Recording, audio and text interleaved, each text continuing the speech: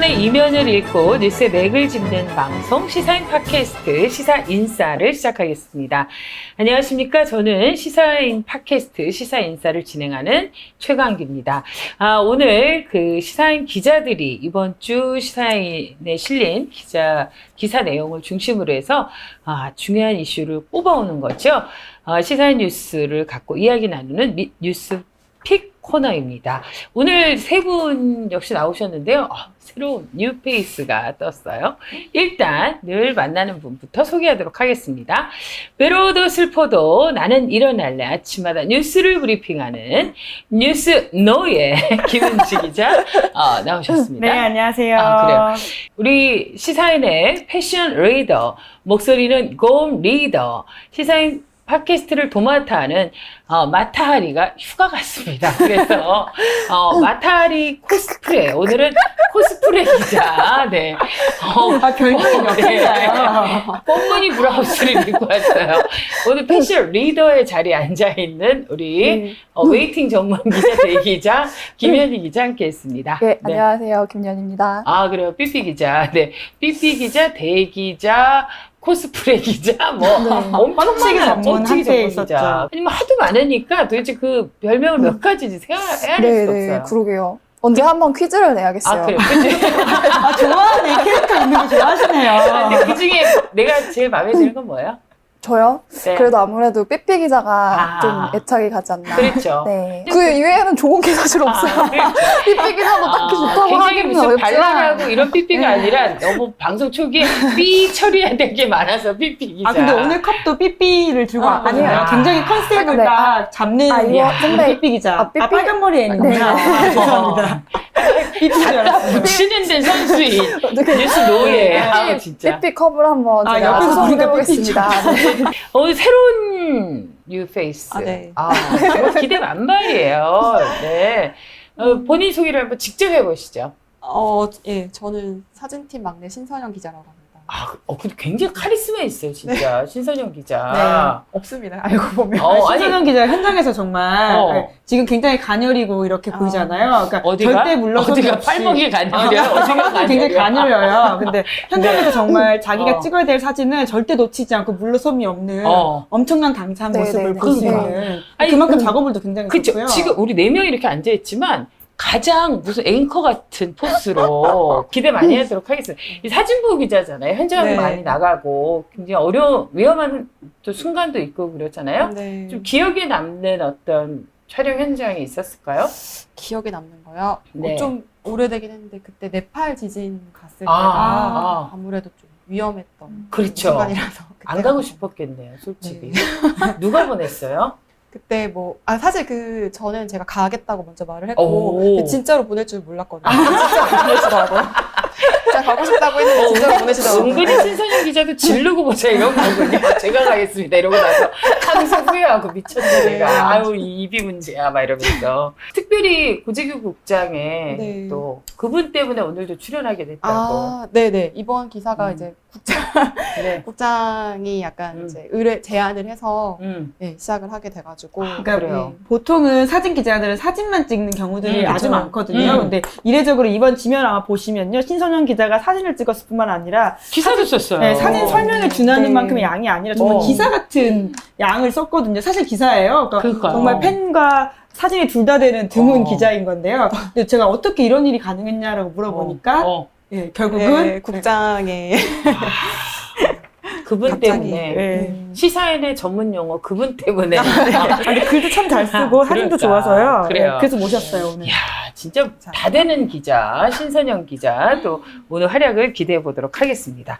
자, 이제 본격적으로 시사인에 실린 기사를 기자들이 직접 추천합니다.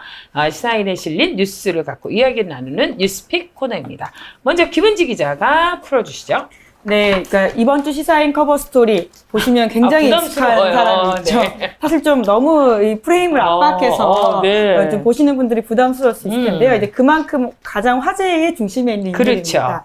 얼굴 보면 다 알 수 있죠. 맞아요. 근데 요즘 이분이 이제 일본의 그 반도체 소재 수출 규제 때문에 일본에 진짜 경제 외란을 지금 일으키고 있잖아요. 근데 그래서 그 삼성전자 부회장이 일본도 가고 뭐 여러 가지 행보가 좀 다채로운데 이 삼성 바이오로직스 사건이 혹시 이걸 묻히는 건 아닌가 이런 염려를 하는 분들이 있어요. 이번 커버 스토리도 삼성 바이오 사건을 좀 집중해봐 봤다고요? 네, 이거 아무래도 이게 좀 잊혀지는 이슈가 되지 않을까라는 그렇죠. 걱정 때문에 저희가 이번에는 좀 특별하게 여러 꼭지로서 좀 깊이 있게 다뤘습니다. 맞아요. 아니 안 그랬었는데 이분의 막 일정과 이런 게 너무 연일 보도가 돼요. 네. 굉장히 일 열심히 하는 것 같은 모습으로. 뭐 실제로 열심히 하실 그렇죠. 수는 있는데요. 그렇죠. 근데 그럼에도 불구하고 굉장히 이례적인 일은 맞습니다. 삼성이 이재용 부회장의 해외 동선을 그렇게 공개하는 것이 네. 아니거든요. 근데 그럼에도 불구하고 이와 같은 아주 어려운 상황에서 이재용 부회장이 애쓰고 있다는 걸 굉장히 강조하는 게 아닌가라는 그렇죠. 좀 의심을 할 수밖에 없는데요. 왜냐하면 삼성의 언론 플레이는 굉장히 유명합니다. 그렇죠. 뭐 저희도 뭐 꽤 오래 겪어봤던 일이기도 한데 이번 주에 고재규 편집국장이 또 나오네요. 편지에 또. 아마 들으시면서 굉장히 좋아하실 것 같아요. 네. 애청자시거든요. 아 그래요. 네. 네. 근데 이제 편집국장이 편지에 써놓은 글을 보면 이 삼성의 언론 플레이가 얼마나 화려한지가 잘 나오거든요. 그러니까 지난 7월 4일부터 11일까지 네이버에서 이재용 일본이라고 검색하면 기사가 1,800건 넘게 나온다고 해요. 그러니까 굉장히 단일건으로는 뭐 이재용 부회장 자체가 굉장히 관심 있는 인물이기 때문에 기사가 또 그만큼 나온다라고 볼 수 있겠지만요.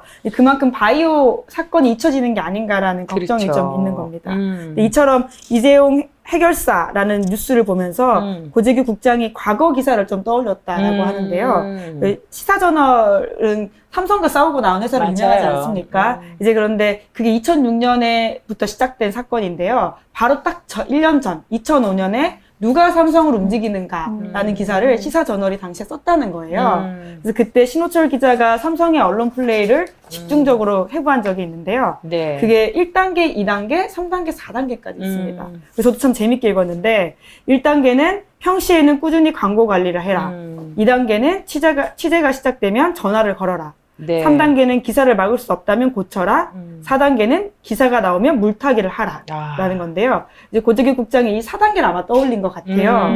그래서 현재의 상황이라고 하는 게 이재용 부회장의 일본 기사는 넘쳐나는데 진행되고 있는 삼성 바이오 기사들이 보이지 않는 상황에 대해서 그렇죠. 좀 이야기를 했고요. 그래서 왜 이번이 시사인이 4꼭지나 걸쳐서 삼바 사건을 다뤘는지를 설명하고 있습니다. 사실 이게 시사인 독립 언론으로서 이게 창간하게 된 배경이 또 삼성과 떼어내야 뗄 수 없는 이런 이 언론 플레이를 잘하는 삼성이 어떻게 언론을 길들여 왔는지, 언론과 어떻게 또 손잡고 그 삼성의 이미지를 구축해 왔는지를 보여주고 또 잊혀져 왔었는데 이걸 좀 다시 한번 환기시키는 그런 계기가 될 것 같습니다. 현재 이 삼성 바이오 사건의 이제 줄기가 두 갈래로 정리할 수 있을 것 같은데요. 이 회계 사기와 그 증거 인멸 의혹. 이렇게 볼 수 있을 것 같습니다. 저 지난번에 이제 이동태 기자도 한번 짚어줬었거든요. 이 삼성 회계 그 사기 의혹을 우리가 이제 다루기도 했는데 김은지 기자는 증거 인멸 의혹에 좀 초점을 맞췄다고요? 네, 그러니까 사실 삼성의 회계 사기 사건은 좀 지난번에도 들으셨겠지만 네. 쉽지가 않잖아요. 그렇죠. 그러니까 잘못한 것 같긴 한데 이 어려운 숫자와 용어들이 많이 나오다 보니까 낯선데요. 증거인멸 의혹은 굉장히 명징합니다. 여러분들이 그래요? 들으시는 순간 화가 날 수 있는 그런 범죄 혐의들인데요. 기대되네요. 네, 증거인멸로 이미 구속된 사람들이 임직원이 8명이나 되거든요. 그러니까 이들의 공소장을 저희가 모두 구해가지고요. 당시에 증거인멸 상황을 좀 샅샅이 좀 기사로 썼습니다.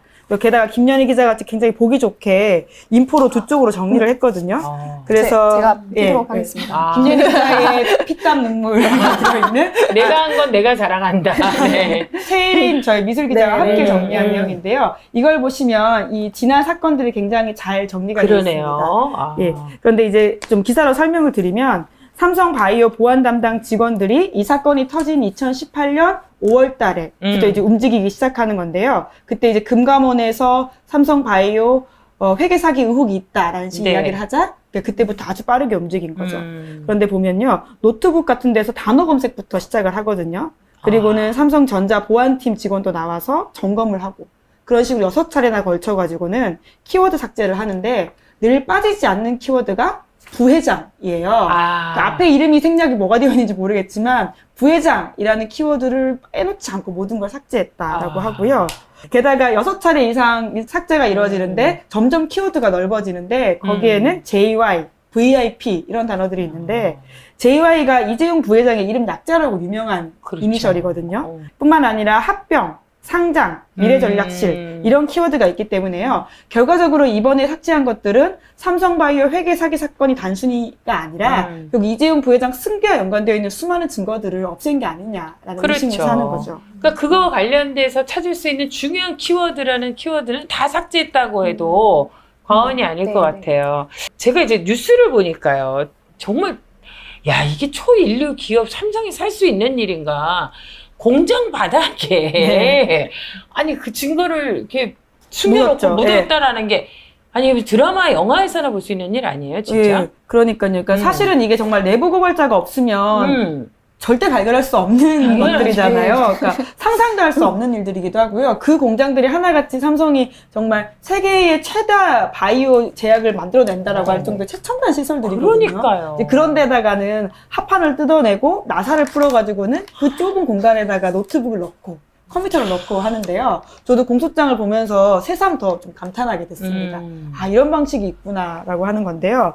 뿐만 아니라 저는 이게 한 차례 일어난 일인 줄 알았거든요. 근데 그게 아니었어요. 보니까 2018년 5월 달에도 바닥에 묻었었고요. 진짜요? 예, 그리고 2018년 6월 달에 또 한 차례 더 했다라고 하는데 그때는 컴퓨터가 아니라 백업 서버 세대를 넣었다고 해요. 사이즈가 크기보다 용량이 더 많은 건데 그러니까요. 54 테라바이트? 그게 얼마나 많은 양인지 사실 진짜 가늠이 안 될 정도의 양을 바닥에 숨겼다고 하는데요. 그러니까 앞서서 공장에서는 나무 합판을 나사로 이렇게 풀어가지고 넣었다고 하는데 이번에는 그 바닥에 그런 곳이 아니었나 봐요. 그래서 흡착기라고 하는 전구 공구 드릴을 이용해가지고는 바닥을 열고 거기다가 서버를 넣은 다음에 다시 덮었다라고 해요. 정말. 네, 그때 아주 작은 공간을 열어가지고 그때 쏙 넣었더라고요. 그러니까 정말 내부 고발이 없었으면 절대 알 수 없는 철저한 증거 인멸이라고 할 수 있는 거죠.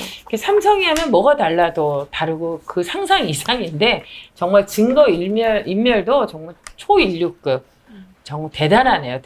진짜. 네, 그러니까 마치 범죄물 보는 듯한 기분이 들긴 하는데 공소장을 진짜. 읽고 있으면요. 그러니까 저도 가장 새로웠던 게 이 부분이었었는데 휴대전화 사용자가 자기도 모르게 인터넷에 관련된 자료를 이게 서버에 업로드가 될 수가 있잖아요. 이게 보통 동기화라고 설명을 하는데, 그러니까 이제까지는 폰만 압수수색하고 폰만 삭제했지, 그게 서버에 올라가는 것까지는 생각을 잘 못 하잖아요. 근데 이제 그것까지 염두에 둬가지고는요, 임직원들의 핸드폰에 계정을 동기화하는 기능을 해제하고, 또 삼성페이 같은 기능이 있는 삼성 계정도 없앴다라고 하고요.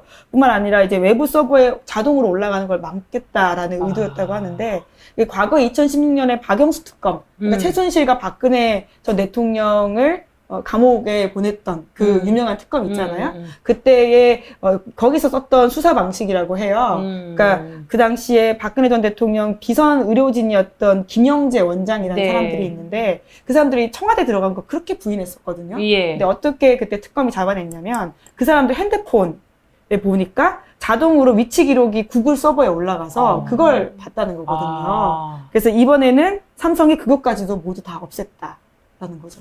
정말 철저한 조직입니다. 야, 대단하네요, 진짜. 근데 아무리 그래도 삼성도 이 증거인멸과 관련해서는 부인하기는 어려울 것 같아요, 이번에는. 네, 그러니까 워낙 드러난 것들이 많기도 하고 내부 고발로 밝혀진 게 있기 때문에 사실은 증거인멸은 더 이상 의혹이란 말을 붙일 필요도 없이 이미 범죄 혐의로 증명이 되긴 했습니다. 그래서 삼성도 지난 6월 중순에 그와 관련해서 사과를 하기도 했었고요. 하지만 의도는 인정하지 않고 있는데요. 그러니까 별건으로 다른 걸 탈탈 털릴까 봐 우리가 무서워서 본의 아니게 그냥 해버린 거지 회계 사기는 있지도 않고 그거를 숨기려고 한 건 아니다라고 주장을 하고 있는 거죠. 아, 제가 말한 게 아닌데 저를 말하고는 있겠지. 굉장히 삼성을 말하고 있겠지. 그게 정말 아니 그 이게 무슨 말장난도 아니고. 별건이었다. 회계사기는 아니었다. 그러니까 혹시나 다른 것들이 문제가 될까봐 숨겼다. 아니, 혹시나 다른 게 있으니까 그런 거 아니에요. 그럼 법으로 다툼을 해야 될 것 같은데, 하여간 이제 검찰도 뭐 이번만큼은 이렇게까지 나왔는데 그냥 넘어간다면 정말 이 사법개혁도 그렇고 진짜 국민들의 신뢰를 다시 회복하기는 어려우니까 이 문제만큼은 좀 제대로 삼성에 대한 칼끝을 좀 예리하게 계속 달구었으면 좋겠습니다. 삼성바이오식스와 관련한 또 이재용 부회장과 관련한 이 소식은 계속해서 좀 취재를 열심히 해주기 바랍니다. 쫓는 자. 쫓는 자. 추노네요. 누구냐? 잡혀야 할 텐데. 그러네요. 네. 우리 이제 이번 신선영 기자가 준비한 소식을 좀 전해보도록 할까요? 앞에서 하는 거 보니까, 뉴스 노예가 하는 거 보니까 어때요? 장난 아니죠. 역시 추노다. 이런 생각이 됐죠. 뉴스 추노. 다음 주 이걸로 갈까요? 자, 다음 우리 신선영 기자는. 네, 저는 이번 주에 그 베트남 이주 여성 관련해서 포토스토리 형식으로 기사를 담아왔습니다. 참 이번에 지난주도 그렇고 계속 이 베트남 여성의 폭력 사건 참 가슴 아픈 일이 많았는데요. 한국 국적을 취득한 베트남 이주 여성의 이제 사례들이 좀 많은 것 같아요. 베트남 여성들에 대해서 좀 관심을 갖게 되고 그렇습니다. 어떻게 이렇게 시작을 하게 된 거예요? 네, 지난 4일에 전남 영암에서 베트남 이주 여성이 한국인 남편한테 폭행을 당한 영상이 온라인에 퍼져서 논란이 됐었습니다. 그 옆에 2살배기 아이가 있었는데요. 그래서 이제 사람들은 더 공분을 하기도 했고, 이 여성이 그 영상을 남편 몰래 이제 찍어서 지인한테 전달을 했고, 그 지인이 경찰에 신고를 하게 됐습니다.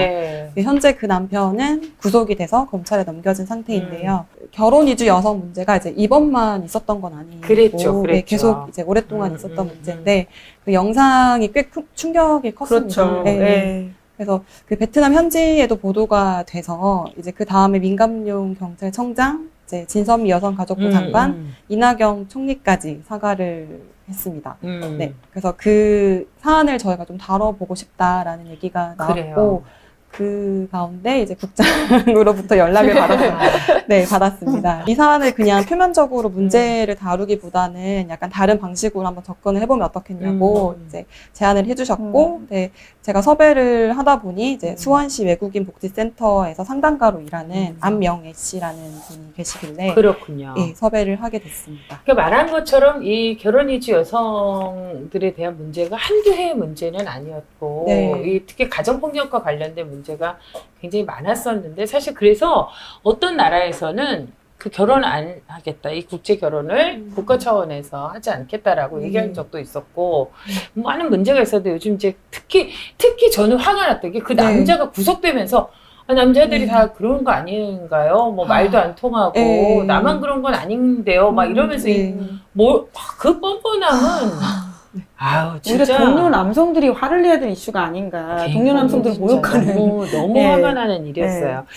그 이주 여성 문제에 대한 어떤 사회적 문제로서의 이 문제를 좀 접근해야 되는 것 같은데, 또 다른 이슈도 많았죠. 우리가 좀 얘기한 것도 있지만. 제가 이거 섭외를 하면서 자료를 찾아보니까 그 한국 이주 여성 인권센터의 자료가 있었는데요. 그러니까 10년간 가정 폭력이 직간접적인 요인이 돼서 사망한 사건이 21건에 달합니다. 이게 재작년에 서울에서도 시아버지한테 살해당한 사건도 있었고요. 이건 이제 살해당한 사건이고, 가정폭력은 더 드러나지 않는 경우가 많습니다. 그렇죠. 그래서 언론에 이번 그 사안 관련해서 자료를 많이 이제 나왔던 게 있는데, 그게 인권위 조사였습니다. 거기서 조사한 대상이 10명 중에 4명 정도가 가정폭력을 경험했다고 답했다고 합니다. 폭행을 당한 분들이 도움을 요청한 사람은 30%밖에 안 됐습니다. 그렇군요. 그러니까 이제 사실 당사자 운동인 거나 마찬가지잖아요. 약간 한국으로 국적한 안명애 씨, 베트남 분으로 알고 있는데, 이분이 한국에 살고 있는 베트남 여성들을 상담한다고요? 그분이 이제 기사를 보시면은 이제 제가 처음 그분을 만났을 때 점심시간이었는데, 다른 베트남 이주 여성분들이 오셔가지고 함께 식사를 하시더라고요. 근데 이제 그분이 건물을 딱 나서자마자 다른 여성분이 찌 이렇게 부르는데, 그게 언니라는 베트남어라고 하더라고요. 그래서 이제 그분은 이제 안명애 씨는 약간 그 베트남 이주 여성들 사이에서 큰언니 역할을 하고 있었습니다. 근데 이분이 어떻게 한국으로 왔냐면, 이제 남편이 베트남에 여행을 와서 베트남에서 그 남편을 만났고, 연애 한 6개월을 거친 이후에 한국에 다시 들어오게 됐습니다. 그래서 들어와서 3년 뒤에 바로 국적을 취득을 하셨는데요. 2012년부터는 수원시 외국인 복지센터에서 상담가로 파트타임을 하셨고, 2017년부터 정식 직원으로 일을 하고 계십니다. 그러니까 지금 보면 이제 안명애 씨 같은 경우도 다른 결혼 이주 여성하고는 다르게 어떤 소개소를 통한 게 아니라 자연스럽게 네. 이제 만나서 네. 생활하시다 보니까 이분은 좀 이제 다른 삶을 살고 계시는 것 같아요. 네.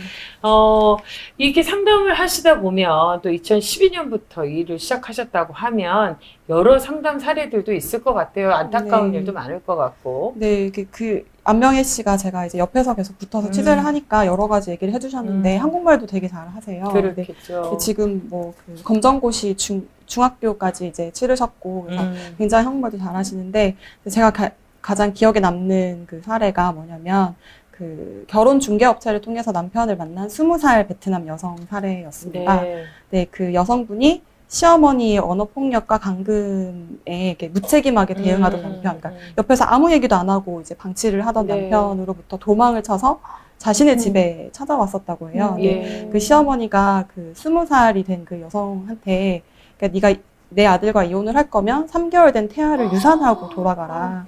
이제 나중에 책임이 전가가 될까봐 이제 그렇게 강요를 했고, 20살인 그 여성은 유산을 하고 이제 이혼을 한 뒤에 위자료도 못 받고 베트남으로 다시 돌아갔다고 해요. 근데 그 안명애 씨가 첫 상담가였기도 하고 이제 그 중간에서 계속 도와줬기 때문에 네. 공항까지 이렇게 이제 배웅을 해줬는데 네. 마지막 그 얼굴이 기억에 남는다고 네, 그런 얘기를 하시더라고요. 근데 이 사례가 더 이제 좀 찝찝한 이유는 그 결혼 중개업소가 1년 안에 그 이혼을 한 경우에 무료로 다른 여성을 또 중개를 해주거든요. 아니, 그러니까 이게 무슨 네. 사람의 물건도 아니고 결혼 진짜 자체를 딱 그렇게 이런 식으로 취급하는 거래를 거죠. 한다는 게 네. 말이나 됩니까, 지금? 네. 그래서 이제 그 전 남편은 다른 베트남 여성과 무료로 이제 바로 결혼을 할 수 있었습니다. 근데 그 안명애 씨 상담소가 이제 다른 프로그램도 이제 진행을 하고 있어서 안명애 씨한테 이제 둘째 부인이죠. 그분을 데리고 와서 내가 다시 결혼을 했는데 이 사람의 한국어 교실을 좀 연결해 달라라고 이렇게 찾아왔다고 하더라고요. 굉장히 어이가 없었다고 네 그렇게 얘기를 하셨고 제가 찾아본 바에 의하면은 그 여가부가 조사한 그 통계를 보면 결혼 중개 업체를 통해서 그 이제 베트남 출신 이민자들이 들어온 경우가 65%에 달한다고 합니다. 그러니까 절반 이상이 이런 경로를 네. 통해서 결혼을 하게 되고 한국 땅을 밟게 되는데 그런 게 제가 아까 그 안명애 씨 같은 경우는 이제 다른 경로를 통해서 정말 자연스럽게 만나고 네. 보통 우리가 연애하듯이 또 결혼을 하고 이런 과정을 겪으니까 그런데 이게 정말 사람을 거래하듯이 하고 계약 관계처럼 맺고 이러다 보니까 이런 불행은 끊임없이 이어지는 네. 것 같아요. 이 취재를 나가서 사람들을 직접 만나보면서 굉장히 안타깝고 또 인상적이었던 일도 많을 것 같아요. 어땠습니까? 네, 굉장히 이분을 제가 한 이틀 가까이 이제 같이 붙어서 취재를 했는데 왜냐하면 그 장면들 포토스토리는 장면이 다양해야 네. 되잖아요. 그래서 조금 이제 시간을 두고 옆에 붙어 있었는데 근데 이분 책상 한쪽에 보면은 그 정부기관 그 이제 전화번호가 붙어 있습니다. 예.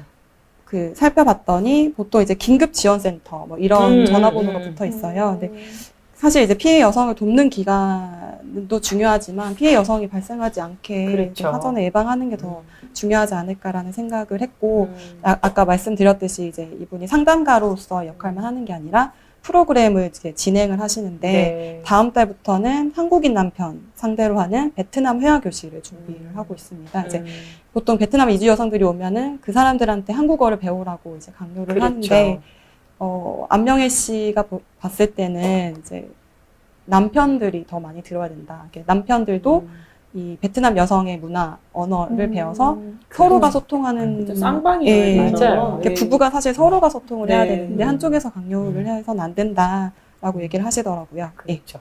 아니, 그러니까 한국 여성과 한국 남성이 결혼을 해도 그동안 살아왔던 배경이 다르기 네. 때문에 그 맞춰서 같이 살아가면서 얼마나 갈등도 있고 그래요. 생각해보세요. 이분들이 여기까지 올 때까지는 얼마나 나름대로 희망이 있었을 네. 테고 꿈이 있었을 텐데 사랑으로 좀 지켜내고 우리가 사회적으로도 좀 이분들을 좀 안전하게 네. 지켜낼 수 있는 힘이 있어야 되지 않을까 이런 생각을 해봅니다. 아까 찌라고 했는데 네. 찬영찌 잘했어요. 신성현 기자 그리고 집에도 나왔던데요. 네네네. 근데 이게 간장도. 지금 그 마지막 장면인데 그 제가 되게 인상적이었던 그 장면 중에 하나가 그 아드님 두 아들이 이제 태권도 학원을 갔다 와서 이제 엄마랑 인사하는 저 장면이었는데 네. 그러니까 제가 안명혜 씨랑 같이 퇴근 후에 집으로 바로 갔을 때 김치찌개를 막 이렇게 끓이시더라고요. 근데 그냥 누가 봐도 한국 어머니의 모습이었고 그 아들 둘도 한국말도 너무 잘하고 학교 적응도 되게 잘하고 있고 그래서 제가 볼 때 그 정말 다를 게 없는 이제 가정인데 이제 한국 사회에 좀 더 잘 정착을 할 수 있게 도와줬으면 하는 바람이 있습니다. 우리가 이제 고향이 있다고 하잖아요. 뭐 네. 경상도 분도 있고 전라도 분도 있고 뭐 제주도 분도 있고 이런 것처럼 그 지역이 갖는 특색이 있는 거죠. 또 베트남 분, 필리핀 분 다 마찬가지거든요. 고향이 다를 뿐이지 엄마는 엄마니까요. 아이들과 또 행복하게 잘 지냈으면 좋겠고 안타까운 소식으로 또 우리 모두를 아프게 했지만 또 베트남에서 오신 그 여성분도 2살배기의 아이와 새로운 희망을 좀 찾을 수 있기를 바랍니다. 그리고 이 가정폭력의 그건 범죄라는 사실을 명확하게 알고 이 문제는 사회가 좀 더 적극적으로 개입해서 해결의 의지를 가져야 된다는 생각을 했습니다. 신선영 기자가 굉장히 잘하네요. 네. 다음에도 좀 나와요 또. 더 준비 열심히 하겠습니다. 그분이 시키든 안 시키든 그냥 나와요. 네, 아시겠죠? 네. 조곤조곤 너무 잘해서 맞아요. 흡입력이 있네요. 네. 오늘 분위기 왜 이렇게 훈훈한 거예요? 찌들 나도 마음에 들어요. 이치 저치 다 마음에 들어요. 네. 자, 이번에 김현희 기자 어떤 내용 준비했죠? 네. 저 구의역 빈군 태안화력발전소 그렇죠. 김용근 씨 아이고. 모두 잊을 수 없는 이름인데요. 그 청년 노동자들이 거듭되는 죽음으로 인해서 네. 우리 사회의 슬픔과 분노가 굉장히 컸었잖아요. 그렇죠. 그래서 되풀이되는 상흔들을 막기 위해서 28년 만에 이제 산업안전보건법이 지난해 말 개정도 되었고요. 그렇죠. 그 김현균 씨 사망 이후에 이제 이렇게 개정이 되었던 그래서 거잖아요. 일명 김용군법으로 그렇죠. 이제 개정 맞아요. 사단법이 불리는데요. 네. 일하러 갔다가 다치고 일하러 갔다가 죽고 사실 절대 일어나서는 안 된 일인데 우리 사회에서 너무 흔하게 발생하고 있습니다. 매년 평균 2,300여 명이 산재로 사망하고 있어요. 그런데 또 한 번의 안타까운 죽음이 발생해서 제가 취재를 다녀왔습니다. 네, 어떤 분의 이야기인가요? 이번에 돌아가신 분은 건설 현장에서 일하던 일용직 노동자인데요. 네. 이름은 김태규 씨이고 나이는 한국 나이로 26살, 1994년생으로 고 김용균 씨와 동갑이에요. 진짜 가장 아름다운 나이의 네. 청년들이고, 네. 그 돌아가신 지는 좀 됐는데 4월 10일에 수원의 한 아파트형 공장 신축 공사장에서 사고를 당했어요. 그 돌아가시게 된 이제 사고 경위를 보면은 네. 5층 높이에 있던 화물용 엘리베이터에서 추락을 하게 된 건데요. 건물이 있고 그 앞에 이제 화물용 엘리베이터가 있었는데 그 사이에 무려 43.5cm나 되는 틈새가 있었다고 해요. 어머.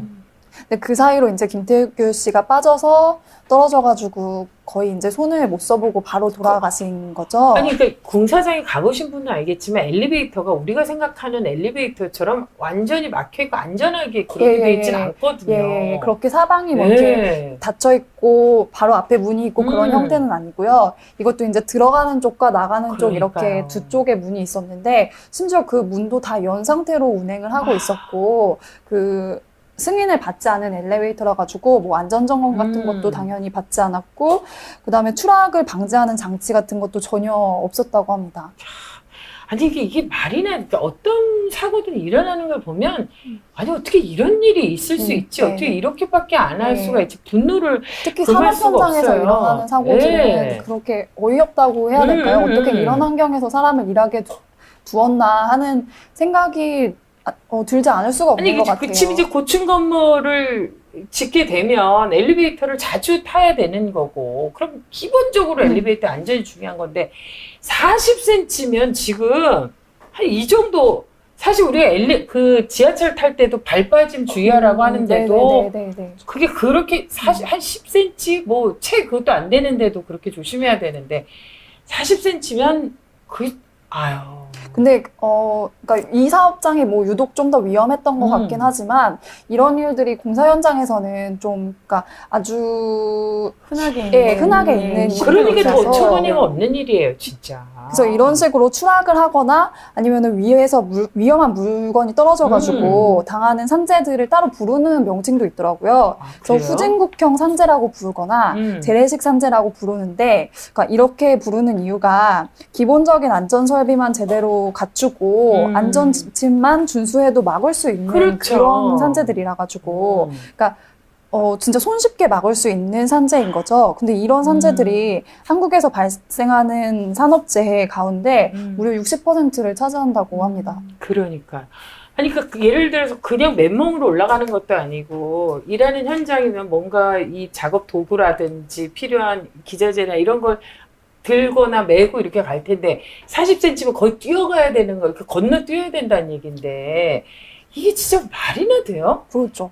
그러니까 아무리 그 작업자가 부주의를 한다고 했어도 이런 현장을 그대로 둔다는 거는 그거는 일단 산안법 위반이기도 하고요. 근데 그런 위반 사례가 굉장히 속출을 하고 있는 거고. 그러니까 어떤 면에서는 지금 살아있는 사람이 오히려 진짜 다행히 행운이다라고 할 정도로 그렇게도 말할 수 있겠네요. 그렇게 할 수 있는데 그 사망한 가족들이 그 자식, 그 동생 이런 걸 보면 그 마음을 뭐라고 표현할 수 있겠어요? 저희도 지금 이렇게 괴로운데. 근데 문제는 이런 문제가 생기면 꼭 피해자들이 이 진상 규명을 위해서 본인들이 이거를 규명하고 해결하고 이래야 되잖아요. 네네네. 그 이번 사고가 더더욱 어처구니가 없는 게 뭐냐면은 여러분들도 다들 공사 현장을 생각하시면은 기본적으로 안전모와 안전화를 떠올리실 거잖아요. 김태규 씨 같은 경우는 그런 기초적인 보호 장구도 지급받지를 못했어요. 근데 그 시공사 이제 현장을 책임지는 시공사에서는 일용직 노동자한테는 따로 그런 안전장치를 지급하지 않는다. 그래서 돈 문제로 안 주는 건가 보죠? 그렇죠. 그러니까 매일같이 출근하는 사람이 아니고 잠깐 임시로 와서 일을 하고서는 떠나가는 사람이니까 그 개인 아니 그걸 해명이라고 해요 지금? 그래서 그런 것도 그런데 가족들이 다 일일이 따져 물어야지 답변을 받을 수 있는 지점인 거예요. 아니 근데 그걸 듣는 가족들은 도대체 어떤 마음일까요 정말? 아유 이게 정말 짐작도 못할 정도인데요. 그래서 이 김태규 씨가 3남매 중에 막내인데 첫째 누나가 김도연 씨라고 동생의 억울함을 풀어주기 위해서 뛰어다니고 있어요. 그래서 김도연 씨도 동생만큼이나 젊은 30살의 젊은이인데요. 그러니까 본래 4월 11일에 가게 계약을 앞두고 있었다고 해요. 그래서 작은 커피숍을 하나 열어가지고 자리가 잡히면은 동생 태규 씨와 함께 장사를 할 생각이었는데 이제 그 전날인 4월 30일에 이 사고가 발생을 하게 된 거죠. 그래서 결국 계약도 포기하고 기업도 밀어두고 이제 동생이 죽은 원인을 규명하고 또 재발을 방지하기 위해서 나서고 있고요. 이제 7월 18일이면은 김태규 씨가 세상을 떠난 지 100일 정도 되는 날이라 가지고 그러니까 그 누나의 100일이 어땠을까를 제가 가서 취재를 해보게 되었습니다. 그러니까 지금 가족 한 명의 죽음 자체가 그 가족들에게 미치는 고통이나 슬픔이 어마어마한데 사실 이게 너무나 억울한 죽음이기 때문에 그 죽음을 받아들이기에 앞서서 진실을 규명해야 되고 가족 전체가 완전히 지금 모든 포기하게 되는 거잖아요. 생업이건 그렇죠. 뭐건 간에. 이게 당연히 쉽사리 받아들일 수 있는 죽음이 아니잖아요. 그러니까요. 어떤 병을 앓다가 돌아가신 것도 아니고 젊은 나이에 일을 하러 갔다가 정말 하루아침에 이 세상 사람이 아닌 게 되어버리니까 가족들로서는 이 죽음을 선뜻 받아들이기가 어려운데 더더욱 가족들한테 의혹을 불러일으키게 되는 게 물론 이렇게 산재 사망 사고가 발생을 하면은 경찰과 고용노동부에서 사고 조사를 하게 되거든요. 그러니까 그걸 뭐라 그래요 진짜. 그래서 이번에도 경찰에서 조사를 했는데 경찰 조사 결과는 단순 실족사다 이렇게 말을 하고 있어요. 그래서 김태규 씨가 주의를 기울이지 못해서 떨어졌다고 하는데 이것도 가족들로서는 쉽게 받아들이기 어려운 원인이죠. 그래서 사실은 이제 법적 책임은 이런 안전장치가 전무하다는 점에서 그 산재 책임이 100% 시공사 쪽에 있다고 보고 현장 소장이랑 시공사 직원 2명을 과실치사로 입건을 했고요. 그 노동청에서도 산업안전보건법 위반 기소 의견으로 검찰에 사건을 넘겼는데 있는데 문제는 이렇게 수사가 진행되면서 네. 가족들한테 전달되는 정보가 거의 전무하다는 거예요. 그래서 경찰 같은 경우는 4월 말에 한번 문자를 보내가지고 이 사건이 이제 검찰로 송치됐다라고 한번 알려주고 그 후에는 이제 2주 전쯤에 부검 결과가 나왔으니까 경찰서에 나와가지고 그 결과를 들으러 와라 이렇게 2번 알려준 게 전부이고 그 노동청에서는 뭐 그동안 아무런 이게 어떻게 조사가 진행되는지 이런 정보를 유족들한테 알려주지 않으니까 유족들로서는 답답하고 또 조사가 제대로 진행이 되는 건지 의심이 들 수밖에 없는 거죠. 그러니까 이게 이제 산재와 관련해서 문제는 이제 계속되고 있는데 그럼에도 불구하고 아까 이제 김영균법이라고 이야기하는 것처럼 산업안전보건법이 이제 개정이 되면서 내년 1월 1일부터는 그래도 이런 안타까운 소식은 좀 줄지 않을까요? 어떨까요? 네, 뭐 그런 결과가 나타나기를 정말 저도 간절히 바라고 모든 분들이 다 간절하게 바랄 것 같은데요. 네. 근데 문제는 이 개정 산안법에 대해서도 굉장히 우려가 좀 많이 나타나고 있습니다. 우선 개정 산안법에서 가장 큰 진전이라고 할 수 있는 거는 하청 노동자, 그러니까 김용균 씨라든지 아니면은 지금 이번에 김태규 씨처럼 그 하청이라든지 일용직 노동자가 그 이제 작업 중에 사고를 당했을 경우에는 원청에도 책임을 물을 수 있도록 네. 한 게 가장 큰 진전이라고 할 수 있는데 그래서 처벌은 할 수 있게 했지만 문제는 처벌 강도를 높이지 않았다는 거예요. 그래서 지난 5년간 산안법을 위반해서 재판을 받은 사건들을 보면은 대부분이 집행유예나 벌금형에 그쳤는데 이 벌금 평균 액수가 450만 원 정도 수준으로 그럼 목숨값이 이 정도 그러니까요. 예. 그러니까 가족분들이 진짜 이게 진상규명이라든지 재발 방지가 안 된다고 느낄 수밖에 없는 게 이렇게 기소가 됐어도 사실 책임자는 현장에 있는 그러니까 뭐 그렇게까지도 그러니까 고위직이 아니고 그 현장에서 힘이 있는 사람도 아니고 그리고 재판을 받는다고 해도 처벌이 그렇게 강력하지 않은 거죠. 그렇군요. 이게 참 이 갑갑한 얘기를 하게 되는데 우리가 진짜 오래된 기억 속에 전태일이라는 어떤 한 노동자의 죽음을 통해서 근로기준법을 준수하라고 얘기한 지가 근 50년이 돼가고 있어요. 70년 11월이었으니까 그런 지금 50년이 지난 지금도 산재가 이렇게 줄지를 않고 있고 근데 무엇보다도 제가 안타까운 건 그 후진국형 산재라는 게 정말 그게 너무나 안타까운 문제가 아닐 수가 없습니다. 근데 그게 이제 문재인 대통령이 그 약속을 했잖아요. 자기 임기 내에 산재 사고를 50% 이하로 줄이겠다. 네. 그래서 그러니까 제가 올해 들었는데 확실히 공사 현장에서는 그러니까 비계 같은 게 사실은 제일 사고가 많이 나거든요. 네. 기계예요? 예, 그러니까 그 이제 발 딛고 올라와가지고 철골로 돼서 그 건물 외벽에 이렇게 딛고 하면서 운동을 할 수 그러니까 그 작업을 할 수 있도록 하는 네. 그 철골 구조 있잖아요. 예. 근데 그게 그동안 부실한 비계들이 많아가지고 거기서 사고가 무너지고. 많이 예, 났었는데 그러니까 그런 부분들이 되게 신속히 개선이 되고 있다고는 하더라고요. 그러니까 제일 진짜 손쉽게 예방할 수 있는 그 후진국형 사고를 막기 위해서 예, 그런 조치들은 이행이 되고 있다고 진짜 신경만 듣기는 쓰면 했어요. 바꿀 수 아니 있다는 그러니까요. 거잖아요. 그러니까 그게 더 안타깝고 예. 어처구니가 없는 일이 지금 2019년 대한민국에서 이런 식으로 노동자가 또 죽어가고 있다라는 게 말이 안 되는 거예요. 20대 아름다운 그 얼마나 꿈이 많고 하고 싶은 일이 많았던 청년들인데 청년들에게 희망을 주는 일은 이렇게 작은 데서부터 어떤 일이든 할 수 있는 건데 그 일을 통해서 이런 안타까운 일은 없었어야 되는 거죠. 지금 보니까 산재 피해 가족들이 이제 모임을 만들었다고 하더라고요. 네. 모임 이름이 참 가슴에 와서 확 꽂히는데요. 네. 예, 다시는 이런 일이 없어야 한다라는 의미에서 다시는 세 글자로 지으셨다고 합니다. 그렇군요. 지금 보니까 이 다시는이라는 모임에 황유민 씨의 아버지 황상기 씨. 이분은 이제 삼성 백혈병 피해자로부터 김용균 씨 어머니 김민숙 씨까지 그리고 고 이한비 PD의 아버지 이용관 씨, 제주 특성화고 졸업생 고 이민호 군의 부모님 이상영, 박정숙 씨, 그리고 이번에 우리 김현희 기자가 취재한 김태규 씨의 누나 김도연 씨까지 많은 분들이 함께 모이셨다고 합니다.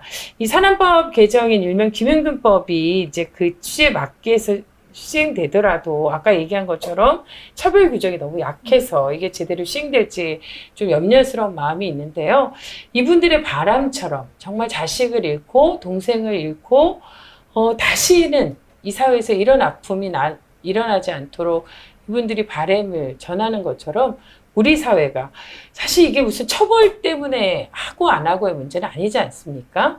사회가 그 어떤 것들을 포기할 수 없다면 그만큼의 대가 그리고 안전은 반드시 치러야 된다라는 생각이 듭니다. 훈훈했었는데 갑자기 이런 기사를 보니까 여기 확 받고 이렇게 세상은 이렇게 더디게 달라지는 거지 그러니까요. 이런 생각이 네. 좀 들기도 근데 하거든요. 그게 존엄함을 지키려고 그렇죠. 하는 유족분들의 노력 덕분에 그래도 지금 이러밖에 있는 진짜 건데요. 누님이 예. 정말 대단하신 게, 예. 그러니까 몸이 좋았다 안 좋았다 계속 하시거든요. 근데 그럼에도 불구하고 취재에 응해주시고. 그쵸. 예. 그 살면서 가장 중요한 거는 누군가에 대한 관심과 배려 그리고 함께 살아간다는 것을 나눌 수 있는 그런 실천이 가장 중요하지 않나 이런 생각을 해봅니다.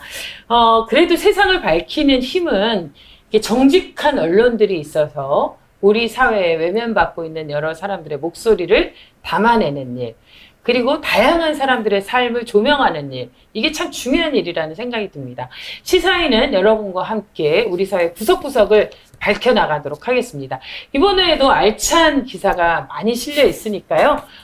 함께 보시면 좋을 것 같습니다. 특히나 우리 선영찌가 사진도 찍고 글도 올렸다는 점, 네, 기사도 썼다는 점점 네, 지면으로 봐야 그 그렇죠. 가치를 반드시 아실 그렇죠. 수가 있습니다. 우리 선영찌 만세예요. 네, 또 나오세요. 네, 시사인싸 여기서 마무리하도록 하겠습니다. 시사인은 언제나 여러분과 함께합니다. 고맙습니다. 감사합니다. 감사합니다.